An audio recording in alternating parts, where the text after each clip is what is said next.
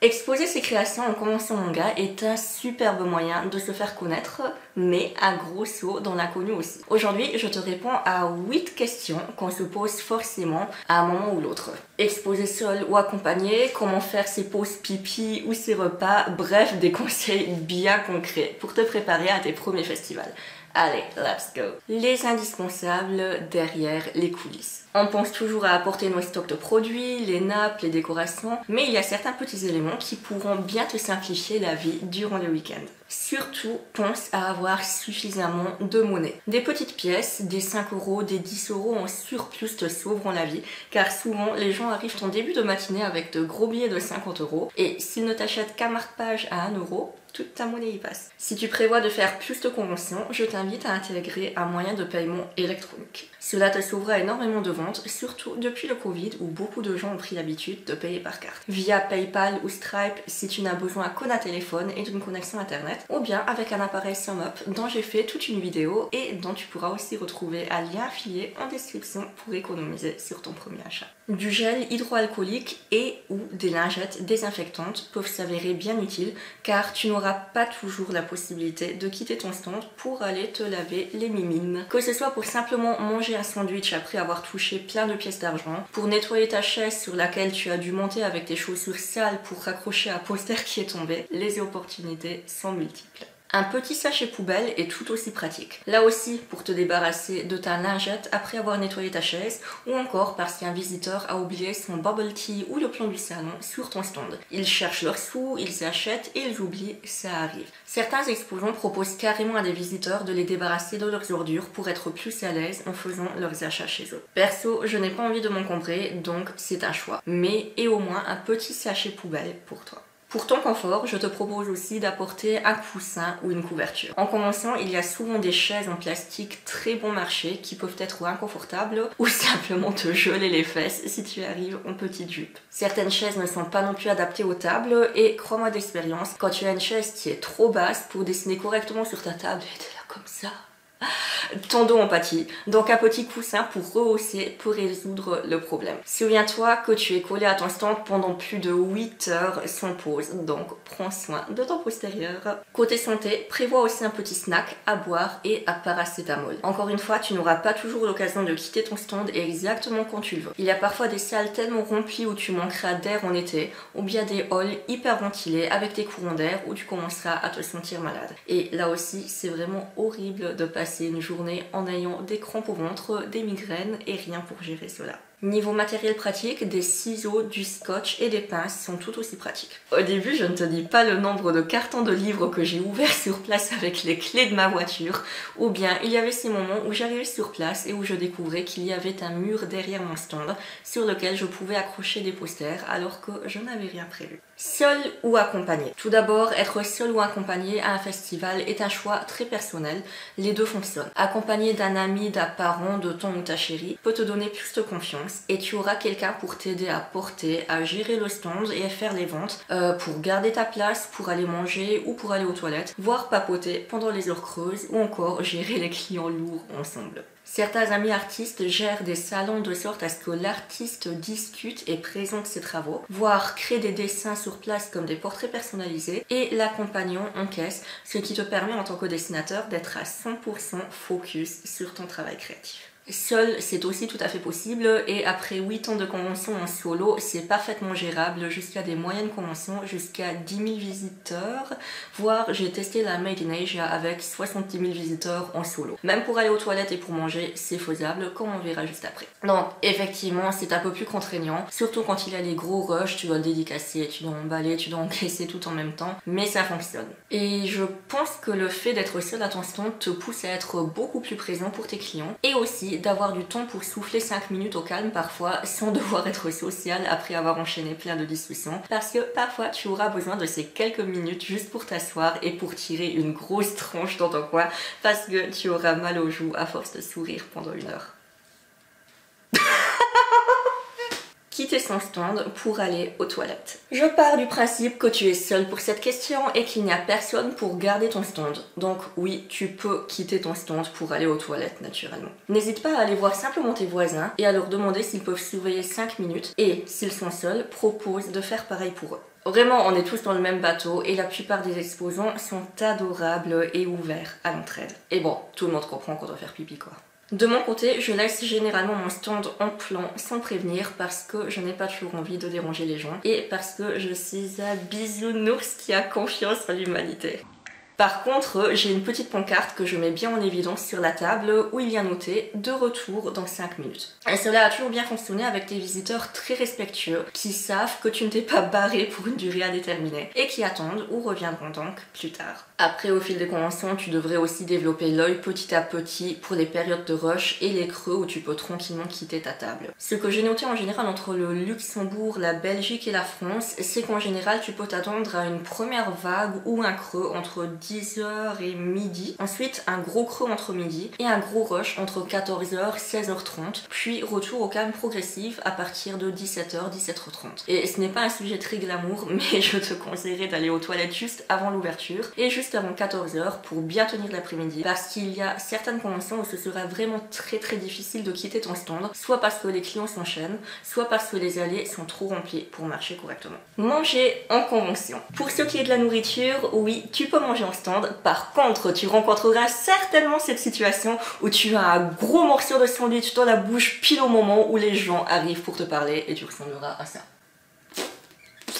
Le plus simple est d'apporter quelque chose de la maison pour avoir tout prêt. Ou bien, si tu veux à tout prix goûter la nourriture spéciale en convention, tu as 3 options. Option numéro 1. Tu regardes le matin avant l'ouverture si certains stands sont déjà prêts et tu récupères directement la nourriture. C'est ce que je fais généralement pour des onigiri et des snacks qui peuvent se manger froid. Option numéro 2. Tu demandes de réserver pour telle et telle heure et tu pourras directement récupérer à midi en coupant la file grâce à ton magnifique bracelet d'exposant magique, bracelet d'exposant magique invisible, qui te garantit ce privilège. Parce que les organisateurs n'aiment pas les stands vides, parce qu'on est là pour travailler et qu'on n'a pas le temps de passer 1 heure dans la file d'attente. D'ailleurs, le bracelet coupe-fil fonctionne aussi pour les toilettes. Et option numéro 3, tu peux voir avec d'autres exposants pour une commande groupée, où généralement l'un des accompagnants prévient les restaurateurs dès le matin, récupère le tout à midi et distribue aux exposants du groupe. Peut-on se changer sur place? Peut-être que tu as prévu de tenir ton stand en cosplay ou avec une tenue spéciale, mais faire un long trajet le matin ou 2 heures de montage en stand avec une grosse armure ou en robe Lolita avec 30 jupons et talons aiguilles, ce n'est clairement pas pratique. Donc oui, tu peux arriver en jogging puis te changer avant l'ouverture du salon. Alors généralement, il n'y a pas de vestiaire, donc souvent on se retrouve aux toilettes. Et bon, je ne parlerai que pour les filles parce que obviously je n'ai jamais été du côté des garçons. C'est hyper courant en fait qu'on se retrouve en tant qu'exposant aux toilettes 15 minutes avant l'ouverture du salon, à changer de tenue avec toute la palette de maquillage, les lentilles de contact qui brûlent les yeux, les épingles de cosplay à réajuster. J'en ai littéralement vu en sous-vêtements que je n'ai limite pas reconnu quand elles sont arrivées à mon stand en tenue complète plus tard. Donc oui, tu peux te changer, du moins du côté des filles, c'est très courant. Quels vêtements porter? Bon, clairement on est d'accord, tu mets les vêtements qui te plaisent, donc je parlerai principalement des conditions en convention. Souviens-toi qu'en général, une convention dure de, allez, disons 9h30 à 19h, voire 2 ou 3 heures de plus si tu comptes le montage du stand le matin, voire le démontage le soir. Donc c'est vraiment important que tu portes des vêtements où tu te sens à l'aise, où tu peux bien bouger et qui sont pratiques pour gérer un stand. Pour la petite anecdote, j'adore porter des kimonos, mais quand je dois me pencher pour prendre quelque chose sur l'avant du stand, ça m'est déjà arrivé que les grandes manches fassent tomber tous les petits objets. Donc attention au côté pratique. Je te conseille aussi d'être habillé pour que cela fonctionne à la fois s'il fait chaud et s'il fait froid. Certains halls de convention ont des ventilations où tu seras dans le courant d'air. Certaines salles se réchauffent à mort quand il y a beaucoup de public. Ou bien tu as hyper chaud à monter ton stand et ensuite tu refroidis à rester assis pendant des heures sans bouger. De mon côté, j'ai généralement des robes à bretelles s'il fait chaud avec des gilets s'il fait froid et des mitaines pour rajouter sous le gilet ou le kimono s'il fait encore plus froid. Surtout si c'est un tout nouveau salon auquel tu n'as jamais participé, les températures peuvent vraiment faire une différence. Quand visiter les stands des autres exposants. Normalement, tu es censé travailler et rester derrière ton stand, mais on est d'accord, il y a toujours tellement de choses qu'on aimerait voir. Premièrement, tu es accompagné, donc là, tu peux aller te balader pendant que l'autre gère ton stand. Dans le cas où tu es seul, il y a 2 moments pratiques, avant l'ouverture du salon et proche de la fermeture. Idéalement à éviter le samedi matin. Si possible, certains exposants s'installent déjà le vendredi, mais la plupart d'entre nous arriveront le samedi. Et mine de rien, 2 heures pour monter un stand peut vraiment être hyper court parce que même si on a notre setup habituel, parfois les dimensions des tables changent. On a de nouveaux produits, on a 2 tables qui ne font pas la même hauteur en fait et qui bousillent tous nos plombs. Tu dois encore te changer. Bref, il y a plein de facteurs qui font qu'on a besoin de ce temps. S'il y a des exposants qui ont déjà terminé et genre qui se tournent les pouces et qui n'ont rien à faire, go! Va les voir, va voir ce qu'ils font, va discuter. Mais si tu vois qu'ils sont encore en train de faire du montage, même si c'est aussi bête que réajuster les nappes, ce n'est pas le moment. Souvent, on sera irrité de faire la causette avec toi et ce n'est vraiment pas personnel, mais on est là pour en vivre. Parfois, un salon peut être notre seule paye du mois et la présentation doit être impeccable dès le moment où les premiers visiteurs arrivent. Pardon si je m'emporte, je fais partie de ces exposants pour lesquels le samedi matin, c'est le moment sacré où je ne supporte aucune distraction. Mais je serais curieuse de lire ton expérience à toi si tu es déjà habitué au salon. Dis-nous en commentaire, tu discutes avec les gens ou non? Perso, ce que je recommande, si tu veux visiter les stands et que tu es libre le samedi matin avant l'ouverture des portes, focus plutôt sur les stands qui sont déjà terminés ou bien tu peux regarder ceux qui sont encore en cours de montage. Uniquement si tu ne gênes pas. Par respect, si j'ai envie d'acheter, en général je reviens plus tard car souvent les exposants sont encore en préparation, ont encore leur caisse au fin fond d'un carton, le terminal doit encore être allumé pour capter le réseau et vraiment gérer ça avant le bon moment peut être une grosse source de stress supplémentaire pour l'avoir déjà vécu. Tu peux toujours demander car cela dépendra toujours de l'exposant, mais si on t'ignore, si on reste le nez dans nos valises, encore une fois, ne le prends pas personnellement. On sera vraiment ravis de discuter avec toi si tu reviens plus tard. Le dimanche matin, par contre, ça c'est une autre histoire parce que notre stand est tout prêt ou qu'il faut juste quelques légers ajustements comme remettre des flyers ou les prints au bon endroit. En général, c'est la demi-heure avant l'ouverture où on voit tourner tous les exposants avec un grand sourire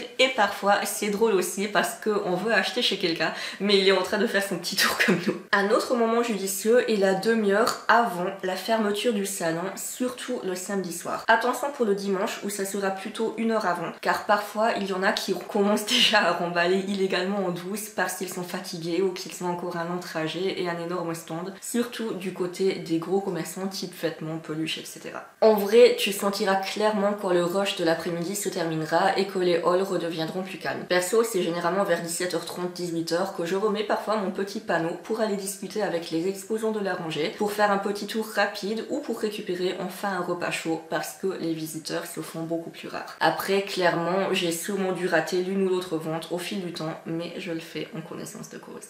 Doit-on remballer le stand la nuit? Non, on laisse généralement tout bien monter, que ce soit pour un montage du vendredi ou du samedi. Généralement, il y a des vigiles et les portes sont fermées au public dès la fin de la convention. Dans tous les cas, pour la nuit, recouvre ta table avec une nappe ou bien si tu as un grand stand avec des cloisons, tu peux tout fermer le tour avec une bâche pour justement éviter d'avoir tous tes produits exposés sans surveillance parce que bon, on ne va pas non plus provoquer pour se faire voler. De mon côté, je remets toujours tout dans les cartons pour laisser une table quasi vide ou bien dans le cas des livres, je recouvre avec une nappe. Vu que le setup reste avec les grilles, les posters, etc., c'est tout de même assez rapide pour tout remettre sur la table le lendemain en à peine 15 minutes. Donc normalement, c'est surveillé, mais si jamais tu as des objets plus précieux comme des originaux et surtout ta caisse, reprends-les avec toi. Comment interagir? Dessiner ou pas? Assis ou debout. Là aussi, je pense que c'est vraiment très personnel selon ton caractère. Certains démarrent directement des discussions, d'autres disent juste bonjour et laissent les gens regarder. En vrai, tout fonctionne. Le fait de dessiner en stand et d'expérience sont quelque chose qui attire les gens. Et plus il y a de gens qui regardent, plus ça attire d'autres gens parce qu'ils pensent qu'ils ratent un truc trop cool. Et ça peut bien t'aider à augmenter tes ventes parce que une fois que les gens sont là, ils regarderont aussi le reste de ton stand. En étant debout, c'est bien plus facile d'engager des conversations, ne serait-ce que parce que c'est plus facile à entendre quand il y a beaucoup de monde autour ou qu'il y a un concert qui est dans les coins. Après, on peut très bien engager la conversation en étant assis. Par exemple, tu dessines et tu expliques « Ah tiens, ça c'est mon prochain manga. Et justement, le tome 1 est ici. Si ça vous intéresse, n'hésitez pas à feuilleter. » Non, en fait, mon tome 1, il est ici.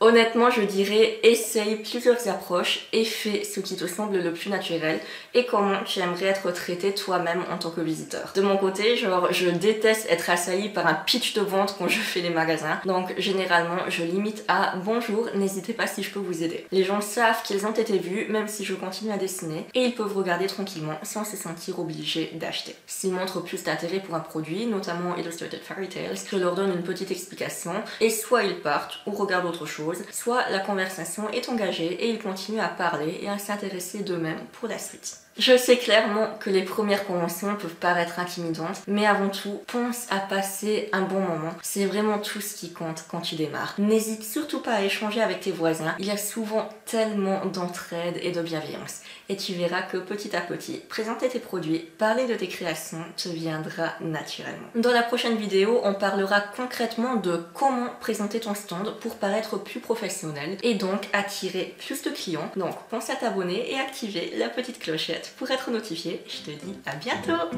À chaque fois que je porte cette robe, mon copain me dit que je ressemble à une petite fille de 14 ans. Mais en fait, moi, je l'aime beaucoup. Et je trouve que le plus important, c'est que toi, tu te sentes bien dans ta peau. Hashtag self-love. Hashtag je raconte que des conneries à la fin de ces vidéos.